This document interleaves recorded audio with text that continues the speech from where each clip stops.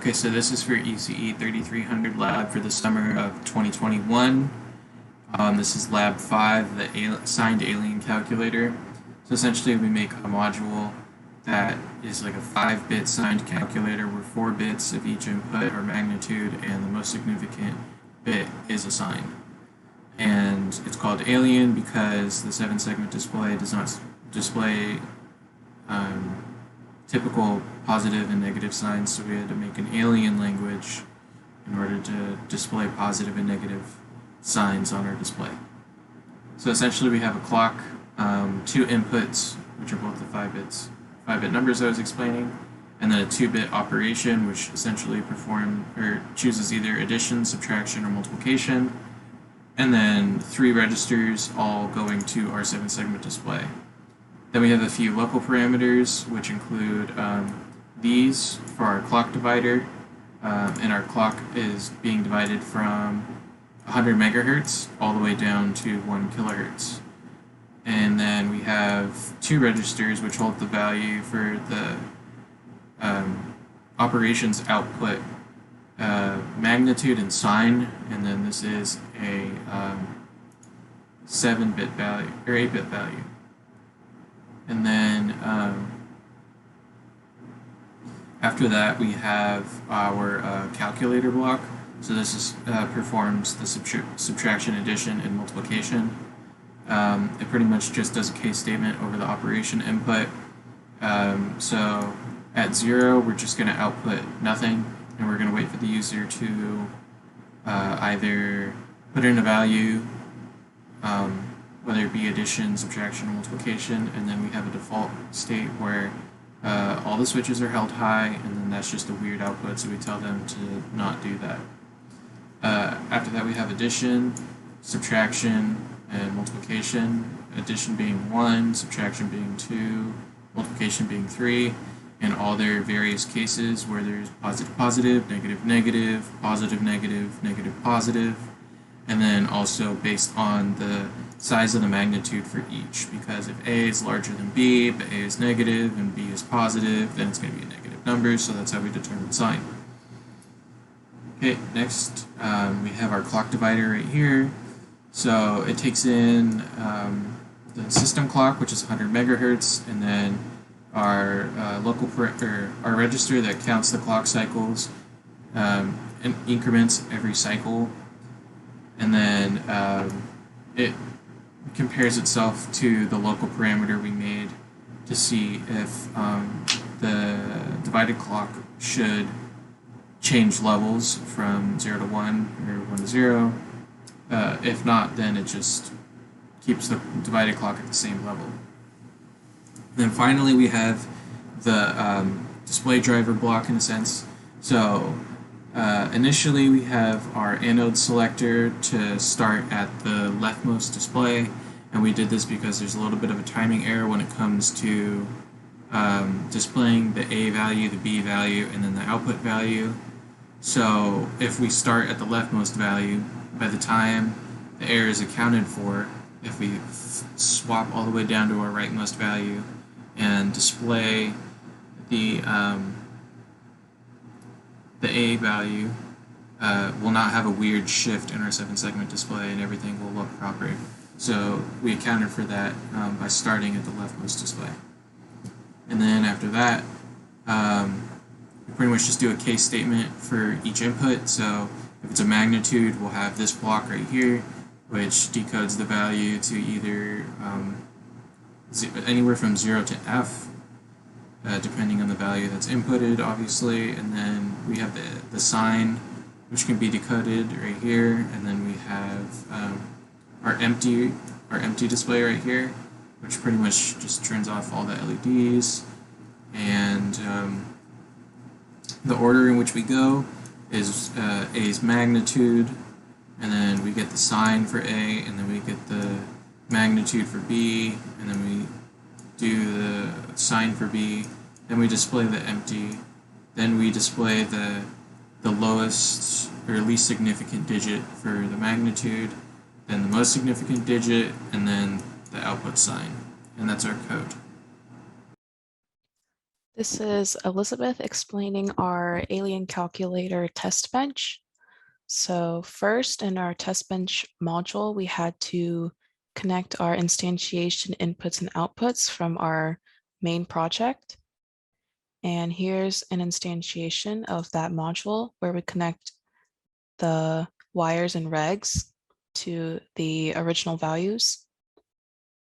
And this is where we first generate our clock to show the time period. And here's where our test values will begin. So first we initialize all of our values as 0.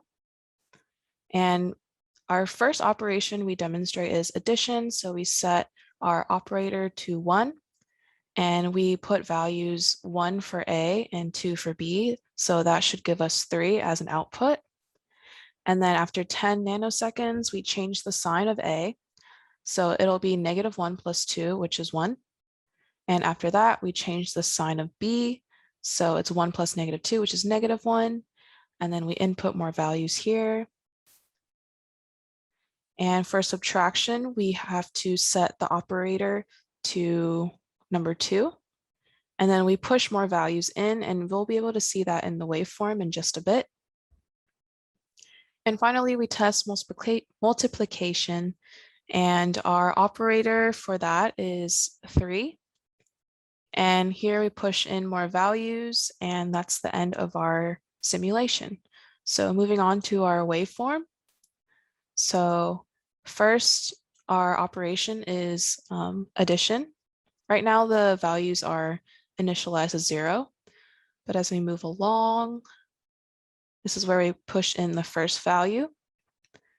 And so we can see that A is equal to 1. It is positive because the sign is 0. B is 2. The sign for B is also 0. So it's just 1 plus 2 at this point. And our operator is set to 1, which is addition. And here is our output for the addition. It's 3, and it's a positive 3 because the sign is 0.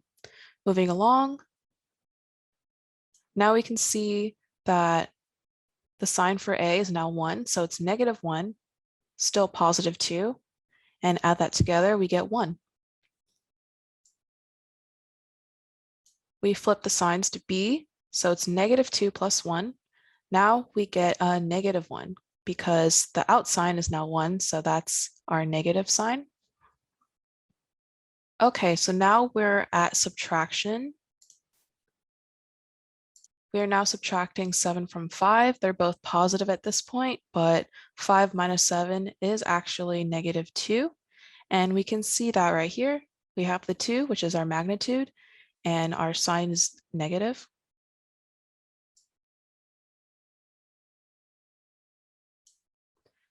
Okay, right here, we still have a positive 5. Now we have a -7.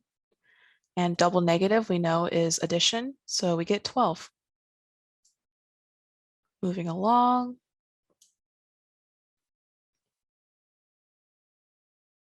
-5 and a double -7, we get 2.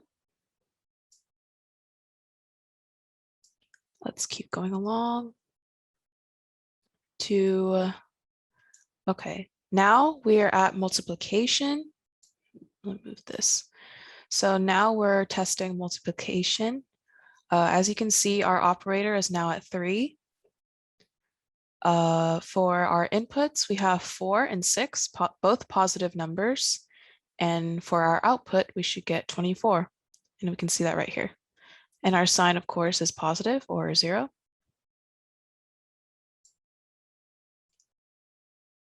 Now we switch the sign for one of the inputs. It's -4 and still 6. And we get the same output, which is 24, but now the answer is negative. Now we have both negative numbers. -4 times -6 is 24. Double negative equals positive, so our sign is positive now. And we switch one of the signs. So it's -6 times 4, which is -24. And finally, we changed our input from 4 to 8, I believe. And our b is now 12, so 8 times 12, we get 96. And since they are both positive, our output sign is still positive. This is our lab demo for Group C for our alien signed calculator. So here we have 4 switches for our input A, and then we have the sign for input A. Then the next 4 switches are for input B, and then the sign for input B. And the last 2 switches on the far left are our switches for operation. If it's 0, 0, it does nothing except display 0, 0 on the 7 segments for the output. If it's 0, 1, we're using addition, 1, 0 is for subtraction, and 1, 1 is for multiplication. And this represents negative, and this represents positive. So for our first test case, we're going to be adding 2 positive numbers. So we switch for 0, 1 for addition, and then we can do positive 7 plus positive 8. It will give us positive 15, or F. And then we can also try the hexadecimals. So positive 15 plus positive 14 will give us positive 29, or 1D in hexadecimal is 29 decimal. And then we have a negative number adding a positive number. So we can do negative 5 plus positive 7.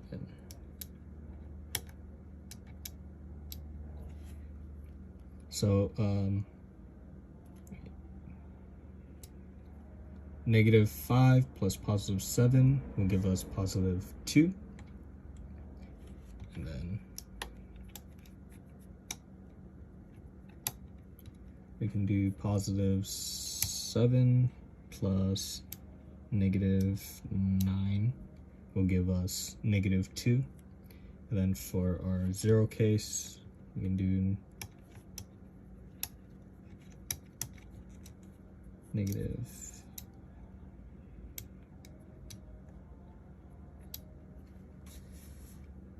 0 case, we can do negative 15 plus positive 15 will give us 0. And then for subtraction,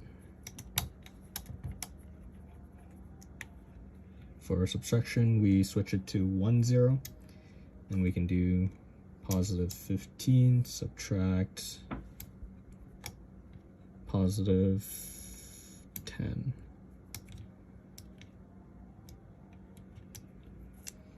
So 15 minus 10 will give us positive 5. Then we can do negative 15 subtract 10, which will give us negative 25, or negative 19 in hex.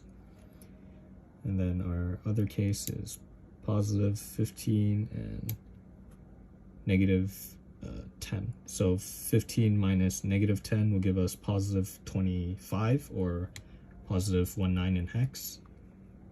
And then we can switch both to negative numbers. Negative 15 minus negative 10 will give us negative 5. And then for our 0 case, we can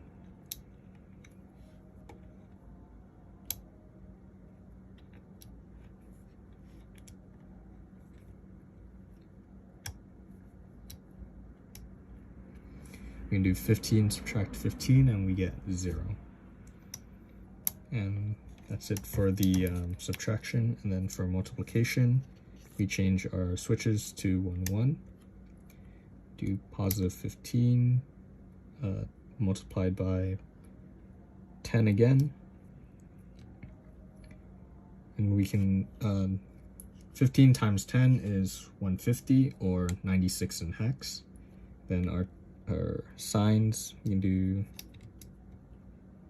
negative 15 times positive 10 is negative 96 in hex. Then if we just switch the signs,